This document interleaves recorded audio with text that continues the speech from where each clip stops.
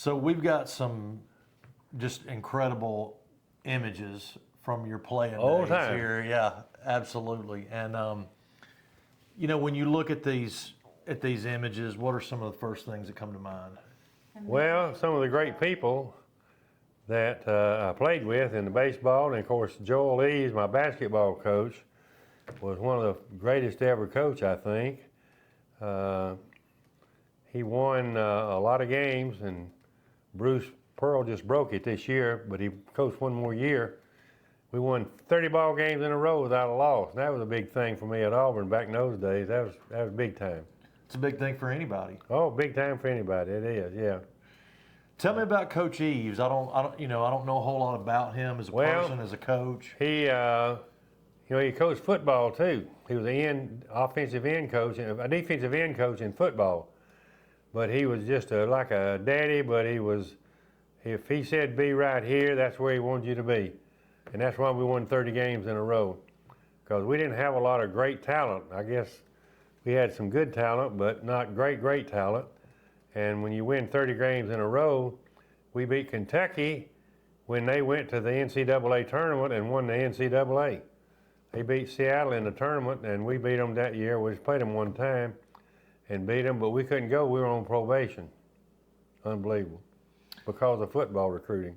Was he tough? Was he quiet? Was he boisterous? He was quiet, but when he walked in the door, you knew that you had to behave all the way. Yeah. Yeah. He was just a real gentleman, but tough. And y'all had some other incredible coaches that were on campus and people that would go on to be incredible Gene coaches. Lorendo, of course, Coach Jordan, Erk Russell, Joe Conley coached our baseball team. Here's us winning the SEC championship, and he was our baseball coach that year and had never played baseball or coached it. And Coach Beard said, "Coach, here's a book by Casey Stengel."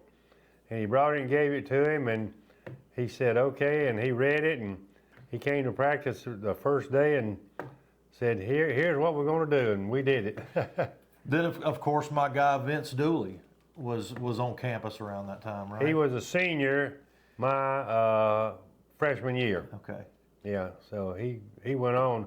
I never played with him, or I knew him, and I knew his wife, Barbara Michette. She was from Ramsey High School in Birmingham. But he was a great coach, and Georgia got him, and he did a great job for them, and he got Erk Russell. They got Erk Russell, and I thought he was in fact, a lot of people played under Coach Russell would say he was probably the best coach that Auburn ever had, and Georgia maybe. Yeah. Now, you and I have a little bit of a connection here. I know you and I have talked about this before we came on, and I taught and coached at corner for a year, and you graduated at corner, but you're born in Hamilton, right? Born in Hamilton, Alabama, Marion County. Marion County. So how do you go from Hamilton to corner? Tell me about that. Well, we went to Hackleburg, moved to Hackleburg. From Hackleburg, we moved to Cullman for 2 years. Then Cullman, we moved down to north of Birmingham, and I went to Corner High School, Bagley Junior High School, and Corner High School. And I was there for 3 years. We won the state championship my junior year and was runner-up my senior year. Lost it. Our guard got thrown out about the first 2 minutes of the ball game. Our best guard, Bill Roberts, and we got beat by 1 point on the last shot by Priceville. Priceville beat us. And it was you and your brother Max, right? Yeah. Mm-hmm. Yep. He was on the team. I was a senior and he was a sophomore then. But when we won it, he was a freshman at corner, and I was a junior. I was 2 years ahead of him. So you guys grew up playing ball together? All the way. Was it competitive between the two of you? Not really, because he was always on the same team I was on. I guess he read books more than I did, but I played more sports than he did. Yeah. But we were always real close, so protected each other. What made you want to go to Auburn? Well, I went to Alabama. I always said I was going to Alabama. But I went to Alabama with my high school coach, Percy Vines, and my high school football coach, Charlie Roberts. And Johnny D was the coach at that time, and he had a bunch of guys on there from up north, and we're eating at the City Cafe. And Coach Fine said, "Coach, you have a lot of guys on your team from up north." And he said, "Well, I can go up north and get a second-rate player, and they're better than the first-rate player in the South." Well, that didn't go over too good with me. The next week, I went to Auburn as a prospect and stayed for 3 days, Friday, Saturday, and Sunday. Former Auburn graduate, Jack Tanner, carried me, and I stayed over in Graves Center, and he picked me up, and I called Coach Eves and I said, "Coach, I'm ready to sign a contract." That was about it.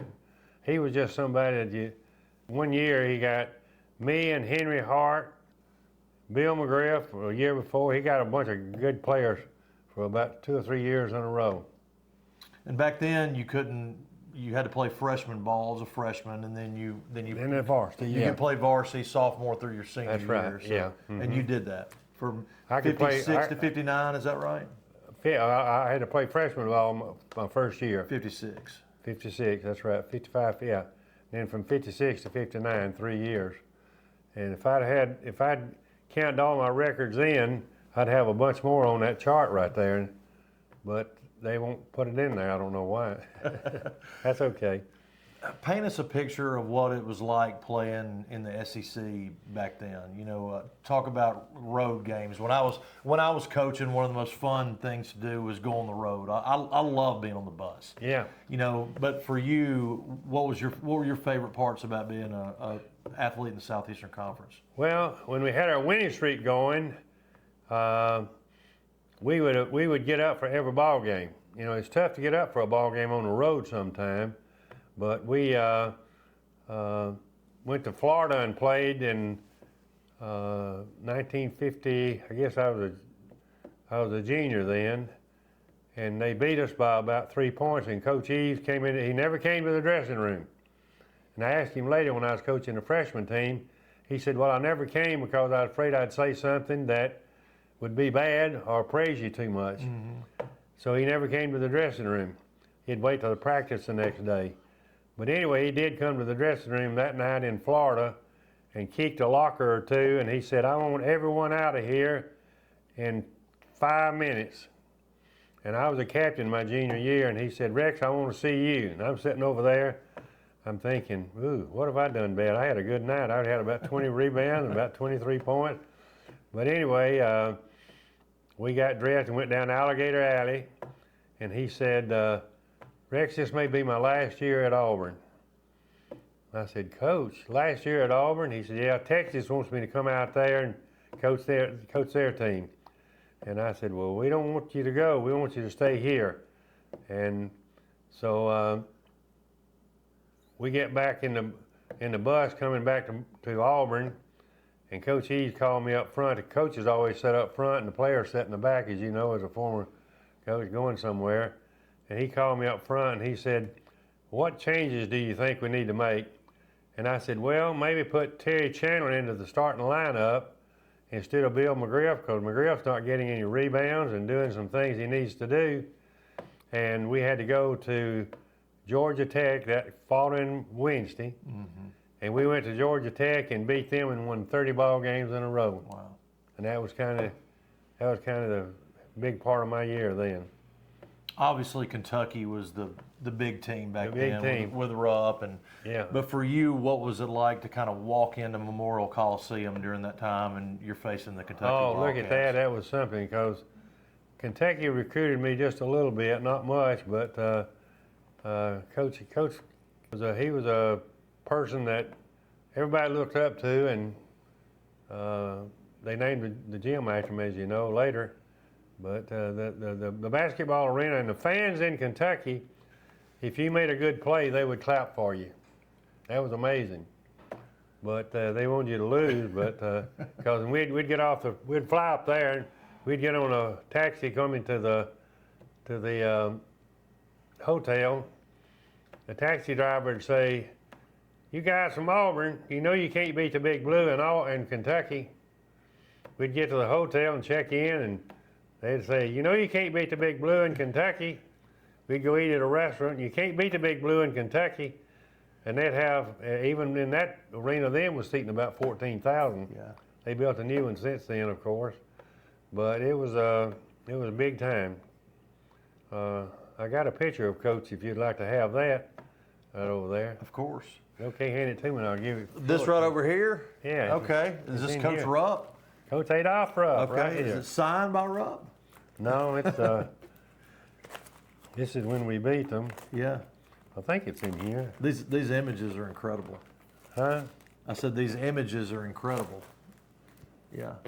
As a Well, photographer, I'm always looking. I've got it over there somewhere. Yeah.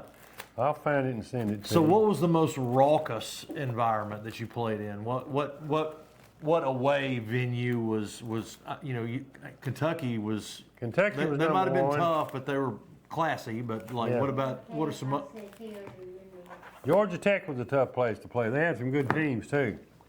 Had Roger Kaiser and Buddy Blimker and another guard, and I can't even think of his name now. But they beat Kentucky pretty regular. They was one of the teams in the SEC that could go into Lexington and beat Kentucky. Mm-hmm. For some reason, I don't know. We couldn't do it. But you did have some good teammates. I mean, you talk about We Hart, did. Oh, Lee, Henry and Hart. those guys. Henry Hart might have been the greatest guard to ever play at Auburn. Yeah. I would say, and I think Wimp Sanderson would probably say he was the greatest guard. He led the team, and he got hurt, and he had to be redshirted. He was a freshman with me. He had to be redshirted, so the next year it was Henry Hart and 4 guys that you'd never heard of. Ray Groover, Jimmy Phoebe, John Salter, and can't even remember the other guy's name, but he led them to the SEC championship because he could really, really play. Now, you were known for your rebounding prowess, and I can relate to that too. I mean, we're both kind of 6'5", and obviously you're a much better player than I was at your peak, but I valued the rebound. What was it about rebounding that you liked? Well, I remember we played Rice one year in Birmingham, in the Birmingham Classic. They had Temple Tucker, who was an All-American, 7 feet tall, and Ken Robitaille, who was 6'11". Anyway, he wrote a big article about it after the game was over. I had 18 rebounds, and between the two of them, they had 16. And we beat them pretty good. We beat them like 90-something to 68 or 69 because we had speed and ran the shuffle. Shuffle was a big offense back in those days. I liked it because it was kind of a blue-collar stat. Yeah. The scoring was important, obviously, but to me, there was a blue-collar element. It was. Did you feel that way as well? Very much so. It was it got to where the fans at Auburn could see what we called our third option, when he'd go through there and get open. There he is, get it to him, shoot a layup. We played Clemson in the carousel tournament in Charlotte one year. They went to the ACC, and we beat them 99 to 66. I remember the score, and we shot 82% from the field. Wow. But we just shot layup after layup after layup. Yeah.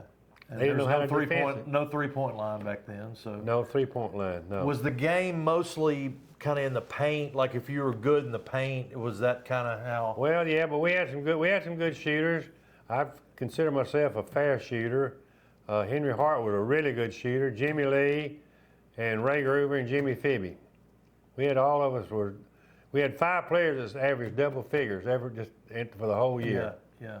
So if you get 5 players that average double figure on a team, you got a good team. Now I looked at some of the other SEC teams and players as I was doing some research to interview you, and of course I'd heard of Bailey Howell. He's a great one. My dad used to talk about Bailey Howell all the time. Great one.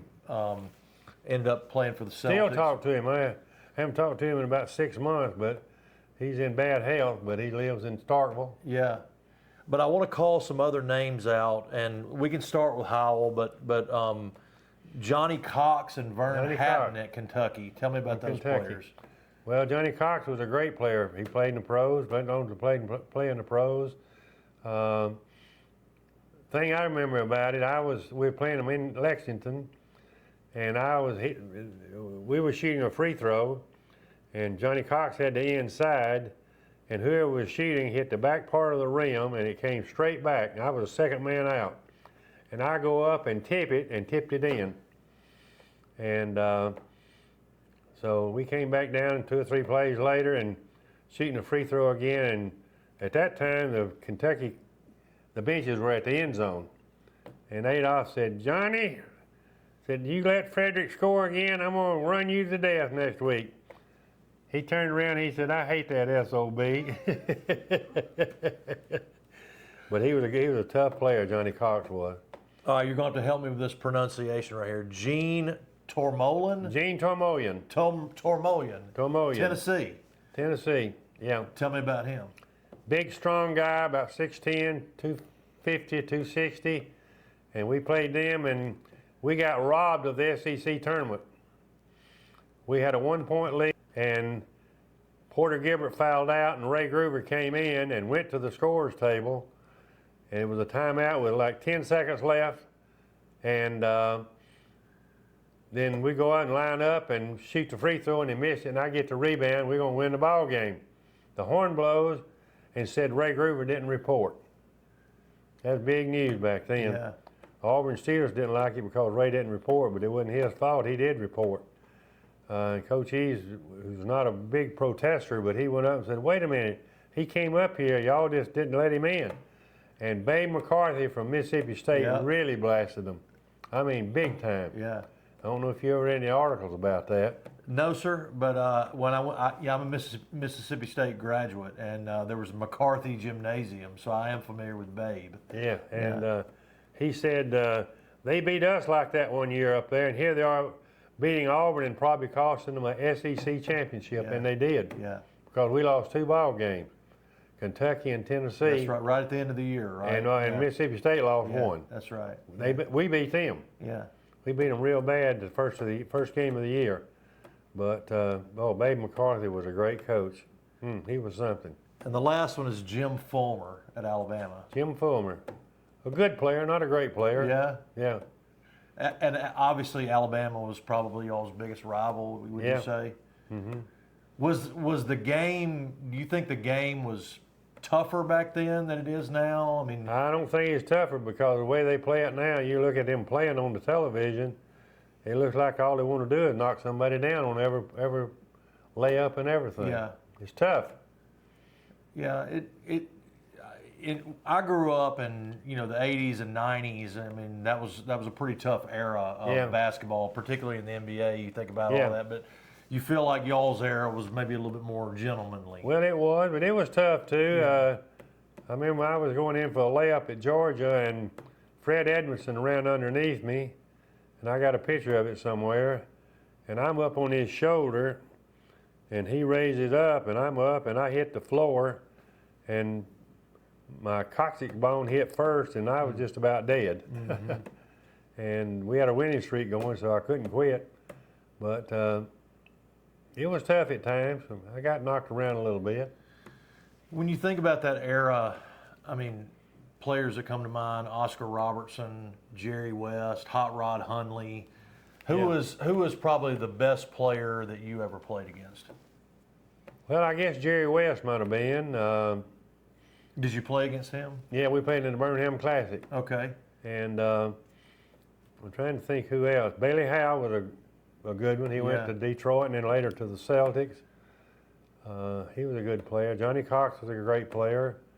West Virginia came down and played at was it the Civic Center or Boutwell or something? Yeah, It must have been Boutwell. Boutwell, yeah. Yeah. Mm-hmm. My dad actually used to talk about that game. Yeah. West Virginia was great back then. Oh, they were really good. Yeah. They were good, and Mississippi State was always good. Bailey was good. Yeah. Yeah, and Babe McCarthy liked to run that stall offense, and no shot clock back then. No shot clock. Yeah. No. But he wound up with coaching in the old ABA in New Orleans and did a great job down there for them. Yeah, he was a good man.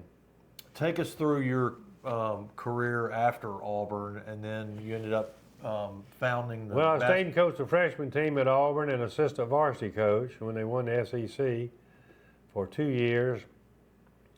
And then I went to Georgia as assistant coach. And back in those days, coaches didn't make much money. So I got out of coaching and went in the mortgage business. I did commercial loans for a few years. And then I built a dude ranch up in the mountains of North Carolina. And we were there for 30 years. 3 years building it and 27 years running it. Happiest time of our life then. We could sleep 60 people, and we had a great staff and a great facility. I've got some stuff I can show you. High up in the mountains, and a lot of people from Alabama came, and we enjoyed it. And then I got out of that and got too old, and we moved to Auburn and retired. And here we are in Auburn, Alabama. Well, you've got to tell me a little bit more about this dude ranch. I mean, what all went on at the dude ranch? Well, the dude ranch is, you got horses, but we did whitewater rafting, tubing down the river. We did craft tours. We did line dancing and all kind of things. We did. Our sons worked at Eileen's son, my son worked at 2 different dude ranches, and we went out and stayed at one for about 4 days and another one for 4 days. And we said, this is the most fun we've ever had. And we said, let's build one. So we called Gene Kilgore, who was kind of the guru of dude ranches, and we was talking about building one in Colorado. He said, why don't y'all go to North Carolina and build one? You'll be within a day's ride of half the population. And sure enough, he was right. And we had 25 great years there. And what age groups of people that come to the dude Families. ranch? Okay. Families, children, adults. Had a lot of handicapped people come there, and we could take care of them too. Were you able to catch any basketball while you're up there? Well, I went Pretty to good see, basketball. I went to see North Carolina play one time, and that was a lot of fun. Never did get to go to the Deep Stadium, but I went to North Carolina and saw them play. Yeah. So that's kind of the way you made a living in your post-basketball life. Yeah, yeah. 30 years at the Dude Ranch, and then we got too old and we retired and we headed to Auburn. Here we are. But in the middle of that, you sort of helped to found the basketball program at South Alabama. Oh yeah, I did. I didn't say that. I left Georgia and went down there I was down there for 6 years, and we didn't have a place to play. Had to go to high school gym to practice. Had a place to play downtown for our games, but no practice. And it was rough, but we wound up doing pretty good. And then that's when I got old enough to do something else. How you liking Auburn so far? I love it, love it, love it. We love it. And of course I love it because I went to school here, and Eileen's from New Orleans, but she loves it here too.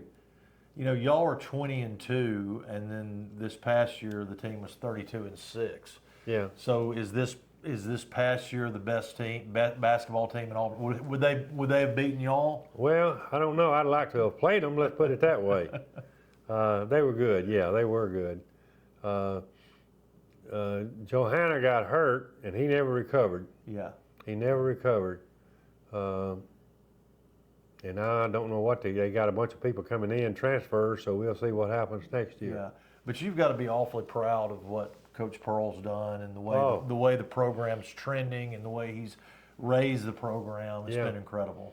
He's done a great job with the basketball, and he's also done a great job of raising funds for different things. He did the handicap hospital in Birmingham that's got a home down in at the lake, and I worked with him on that every year. And every year we'd raise about $670,000 to $680,000 with playing golf and a few other things.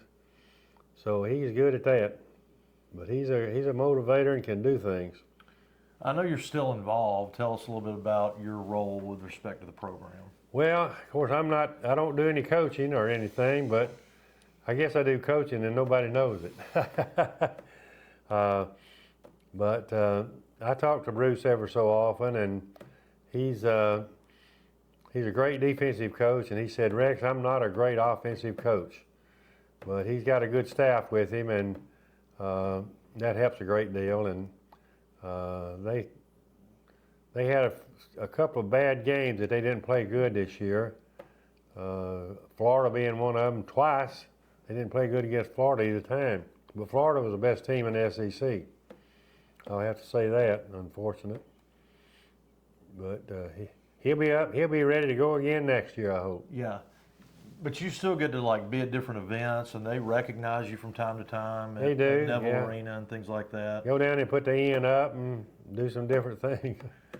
A lot of people at the tip-off club always talk to me, and then we have lunch up, pre-game meals up there on the third level, and a lot of the old timers are up there, so they know who I am. Yeah. Can you talk about the Legends Club that you got started? Well, we got the Legends Club. We've got a lot of former players in it, baseball and basketball and football. And Bo Jackson's going to join it. He's got a house here, and he says he's going to move down from Chicago pretty soon.